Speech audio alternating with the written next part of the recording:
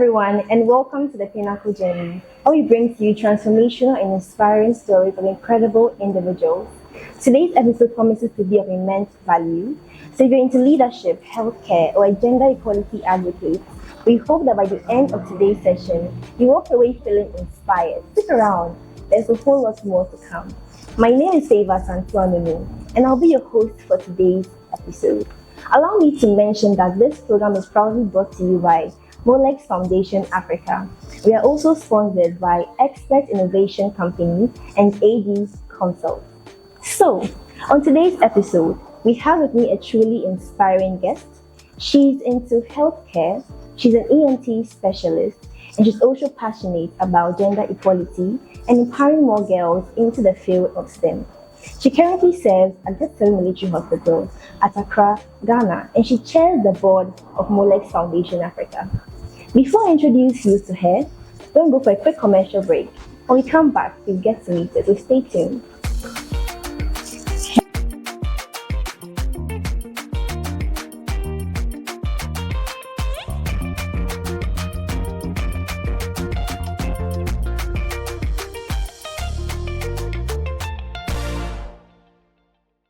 Welcome back from that commercial break, and thank you for staying tuned. Before the break, I introduced you to Captain, who is going to be our guest for today. But if you want to know, we are live here at Enamal Hotel at the Castle New Market Road opposite Benap Oil. Captain, hello. How are you doing? I'm blessed. I'm so glad to have you join us today. Same here. And I'm sure our viewers are also excited to have you join us. Okay. Yeah, amazing. Before we went to the break, I introduced them to who you are as a person, and we got to know how you got into the healthcare field. So could you share a little bit about what drew you into the healthcare field? Why healthcare? Okay. As a kid growing up from a village, I was born and bred in the village, and our place is more of farming. Okay. I had an auntie, Mrs. Sarah Brown. She was a nurse, and she's on retirement currently. So she was a nurse then, and from a village, when she comes home, maybe holidays or a free time, I look up to her like, I want to be like her in the near future. But when I look around, I didn't like teaching. Okay, my mom was into the teaching, my daddy too was in the educational field. But when I look at her, I say like, oh, I want to be like her. So growing up, anybody who had an encounter with me, even from JSS, who asked me, what do you want to be in the future? Yeah. I'll tell you, I want to be a nurse. And so one day, one of my teachers said, you said it and you made. I said, yes, that's what I wanted to do. That's why I kept telling you people about it. And God being so good, I was able to, by the grace of God, able to strive harder and then get to where I've always wanted to be. Wow, Yeah. that's actually inspiring. Yeah. But do you think where you were brought up actually contributed to your aspirations? Yes. We got to know that you were brought up in Yamfeko Ikofo. So do you think your formative experiences had a role to play in who you are today? Yes, because even as currently as we are talking, we don't even have a hospital in our place. We only have small cheap compound, and that is serving about 5 communities. Tayedo, Nkrofo, Danukrom, and we see Abodentra, a lot. More Just to ask, how the population of the communities is about how many? It'd be like 1,000. 1,000 per community. You have just 175 of these communities. And some people even have to travel far. We are fortunate; it's not far from our place, because I believe maybe our community people advocated, and then they located a center point, and we were fortunate to be around that center point, and so we have the cheap compound currently. So I saw that people have to, or myself, even when I was sick, my mom would struggle. We had just have to go and see one psychiatric nurse in the community to give us first aid. At times, it was not really ending well, but you have to get the first aid before you proceed to the higher place, like Abroad, the district hospital or Nyamwansa, some private hospital or Cape Coast. So I was like, then we need more people like this man, even in the community. So if even we don't have the hospital, we can provide a first aid service to our people so that we can preserve life. So that also motivated me to enter into that profession. The field of healthcare. Yes. Wow. As a nurse. That's very amazing. I'm just amazed that even till up in this moment, this current day, we still have lack of hospitals or communities like this. Not even health center, even if cheap compound for even each community. But this time, even our place, not a community, it's communities accessing the cheap compound. Wow. And so, well, that's actually quite amazing. But I want to know, even with all these, you have achieved a lot when it comes to healthcare. You pursued nursing at Cape Coast Nursing and Midwifery Training School. Then you specialized in ENT at Confanoche Teaching Hospital. So with all this milestone, what inspired you to achieve all this milestone? Were there any particular inspiration with regards to that? Okay, so like I said, why I preferred being a nurse or from my background and the people I look up to. But when I entered into the nursing, you know, I was coming from the village. We met people from Accra, Kumasi, and you're coming from Cape Coast, a village in Cape Coast. And I even had issue of inferiority complex because of the expression. We're coming from a place where we were not taught with English. At the time we asked ourselves, how do we even learn how to speak this English? I'm telling you. So we were a little bit timid. So we started the journey, and then we do something like we call anatomy and physiology. So anatomy 3 was all about special organs. So we do the ear, the eye, and those things. And that was our last anatomy 3. It was tough. So one of the topics that we were to write or we examined on was the ear. And we really didn't pay attention on that organ because it was a presentation done by some midwifery students. But when we went to the exams, we realized that it's the ear that draw the cochlea and describe. And the marks was huge. And everybody was familiar. Everybody was like, and say, God, help me. If I pass these exams, I want to learn more about this organ. Wow. And to the glory of God, I wasn't a first class, like a best student, but I never had something like referral in my life. Like I didn't have a referral. I was able to get my grade. So after, I was done with my training. I also passed by the grace of straight. I didn't also have a referral. So when I served for some time, like 3-4 years, I said, I want to specialize. Okay. And then when I even bought forms, I bought 2 forms. I bought one from UCC to go and do BSc General Nursing. Then I bought one from ENT. And then ENT came. Even UCC came first. I was given, at this year, like I had everything planned. And so, I want to specialize. But ENT delayed. So I waited for some time. And then God being so good, I had the admission. I said, no. When I even look at the fees and everything, I realized that ENT was like twice the fees of UCC. So it's like, hey, God. And I said, no, I want to specialize. I want to go. Even if I don't have a salary, I can go for loan because I was working. Add up to my saved money I had already gathered. Then I went to ENT and I went to specialize. So I realized that no, I needed to learn more about this organ because it looks like it's an organ that even when you come to health sector, only few people, enter into it. So it's not well known like I. And females. Yes. Even currently, as I'm speaking, when you come to my department at 37 Military Hospital, we have ENT nurses there, but I'm the only female ENT officer. I have officers, but only female nurse or specialists at my department. Even though I have soldiers who are female, and when it comes to the officer corps, and so now I'm the only female among the officer nurses at the department. Wow. So it's a specialty. Even we have few doctors on the field, So when you know somebody, you ask about ENT, they tell you there are few. Yeah. There are few. Yeah. There are not many. A lot of hospitals don't even have that specialty.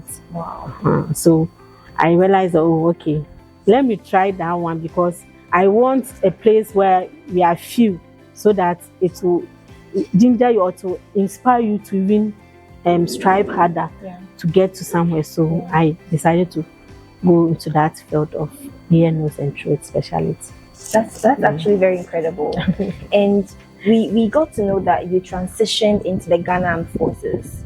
That's a whole terrain on its own, the military zone and all that. So when you transitioned to the Ghana Armed Forces, did you have any expectations for the role you're going to take up over there?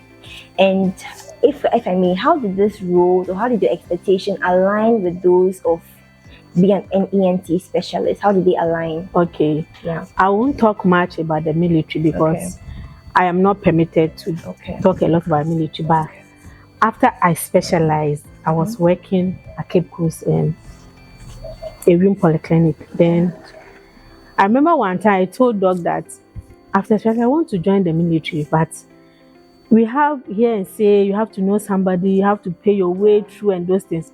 I didn't have anybody say God, it's only God. Then Doc even encouraged me that go. So I bought the forms. And then I enlisted or I went in as a nurse specialist because when the forms comes, they have categories and eligibility. So you look at for where you fit and you look at your qualification, your age, and then you do application. So God being so good, I went through the procedure and I realized, oh, okay, I can go in with my qualification as a year to the nurse. So even though I was going for the military training, I was entering with the profession. So I believe that when whatever happens, when I'm done with the training, I am going to work as ear, nose, and throat nurse, and not in. Even though when you enter, you have other aligned responsibility. You are going to perform as an officer of the Ghana Armed Forces, but core mandate is I was employed as ear, nose, and throat nurse. Yes, so I realized that I'm not going to do anything so different from what I'm doing currently as an ear, nose, and throat nurse. So let me try. And me transitioning into that area, the only thing I realized that I left Ghana Health Service or Ministry of Health, Controller and Accountant General, but I went to the Defense, Ministry of Defense, and that is the difference. But whatever service I'm rendering is like those time on the civil street. Just that with the military, it's more of discipline. You have to be a little cautious, and so if you are practicing well on the civil streets, when you enter there, I think it's just more of position yourself well and then render your service to the people. And then it's both civilians and then the uniform personnel. Our place is open to all. It's not only for the military, it's for everyone. That's quite inclusive. Yeah. That's quite inclusive. Thank you so much, Captain.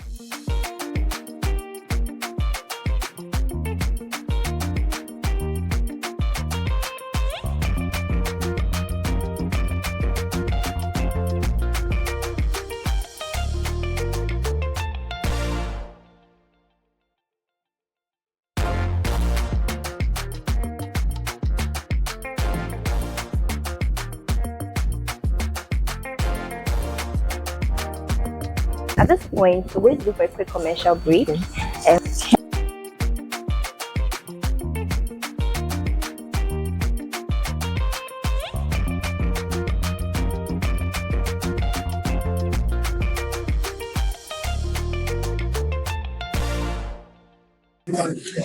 Captain, Yes, my dear. it must be a lot of work. I mean, working as a full-time health professional and then also doing advocacy work as well. How do you balance these two? How do you juggle the two responsibilities? Oh, thank you.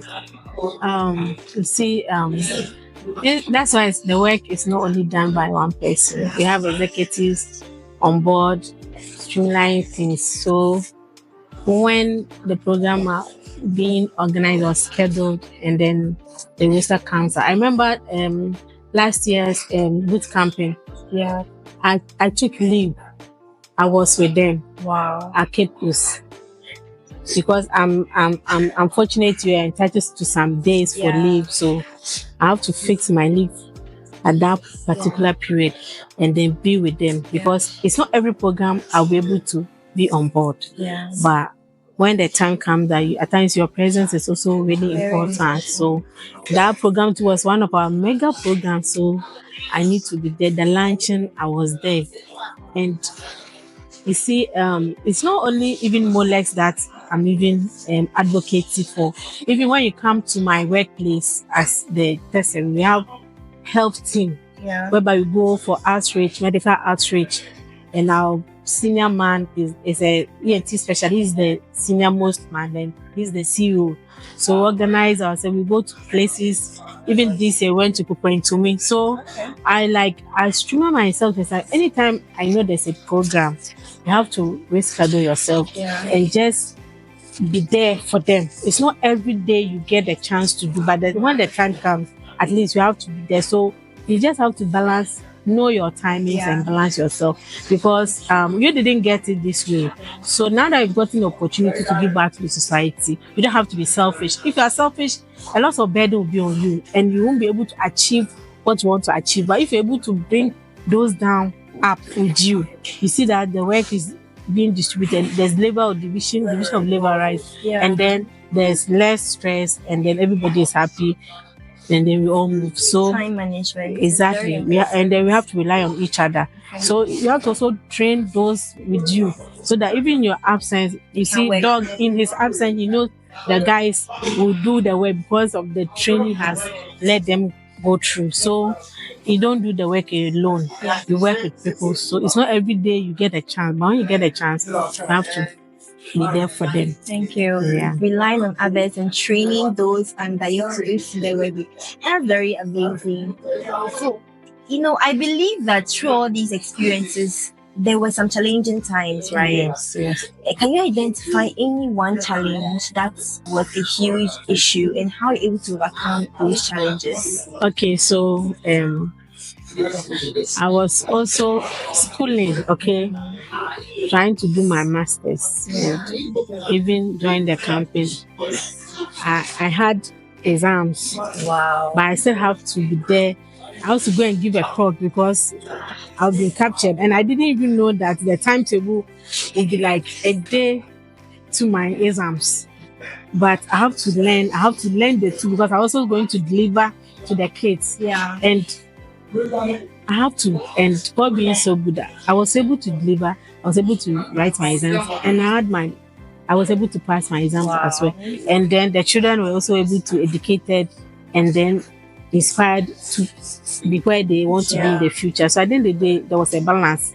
Yes, because it was a tough thing for me, because when you are doing master's program, it's more of adult education. So you have to learn on your own, and then you have to also learn and go and deliver to these children that you want to tell them they can be more than you. What do you have to offer? So you have to also learn for them. So that one was a little bit challenge for me, because I didn't know it would clash, but I have to. And then, when it comes to the program organizing, you need more assistance. Well, financially, you have to be borrowing so that we can fit into the program to be able to do what we want to do. And that one was a little bit challenge, but we were able to go around it and then able to make the program successful. So, and I know that everybody have a problem with, or challenge with finances currently, because the economic of the global world. So, that's actually understandable. It's very important about that too. But then I want to know, is there anything at all, despite all these experiences, is there anything you would have done differently? Any scenario, any experience of yours you feel like you should have acted differently or done something differently? In terms of professionally? It could be professional, advocacy work. Okay, so apart from the Molex or the Giving Back Society, I'm also a Christian woman, and even in my church, I was a deaconess. And then when those roles also comes with some responsibility, there's a church program, you need to be there. I'm also an usher. I need to go early, go and usher in those things, add work and add this advocacy work as well. And you see, at times you have to balance those things. And I wish like growing up, I found myself in a community whereby my auntie, my sisters were all sewing. They were seamstress. Okay, so I had interest of learning because I love to use my hand to do those things. But when I realized that when I look at the way of life, I wasn't satisfied. I wasn't satisfied. So I said, oh, then I have to go into education. But even after specializing in the nursing, I enrolled myself in a seamstress work or fashion. And my master, it was a male, it's a male who sold both male and female. And I had to pay money. And even the funny aspect, when I went, these children, they told me that I should pay armband temsa to these kids because they came before me and they are my seniors. But when you go out, when they see me, they call me madam and those things. But when I went, they have to be my seniors. Yeah. And I realized nothing is too late in life. Even though I had the inspiration to do that, but I realized that there's a better way to achieve more in life. True. So at the end of the day, even going up there, I still realize that I can still also achieve that by enrolling myself. And now a lot of people are doing that. True. Because it's good. You cannot rely on only one profession. That's true. You have to use your talent because now entrepreneurship is even embedded when you come to nurses, embedded in nursing currently. Wow. Yes, because maybe we are done with education and then there's no employment. Government has not employed you. Do you want to stay in the house? Exactly. So, we are all entrepreneurs. That's true. So that was something a sector I want to do better there. But as I'm learning, I believe that as time goes on, I can also do better there. Definitely. Yes. It's never too late to start something. No, not at all. Continue something. Not at all. What advice would you give to young girls watching you right now who want to venture into the healthcare field? Do you have any advice for them? Okay, so what I will say to them, I'll tell them that they should learn hard. Because if you want to excel, you need to be more knowledgeable. Like Bible says, lack of knowledge, my people perish. So you need more knowledge to be able to deliver. You cannot give something you don't have. And you cannot just get up and say, I'm being a nurse, I'm being a doctor, I'm being a teacher. You need to learn, have knowledge. So the basic is they should learn, they should be respectful, and they should respect humanity. Because you have to be humble no matter where God send you to so that you can excel in life. And we know that when you educate a man, you have to educate one person. But when you educate a woman, you have to educate the whole nation. So women are so precious. So they should learn hard. And there's nothing they can't do if they set their mind on they want to do it.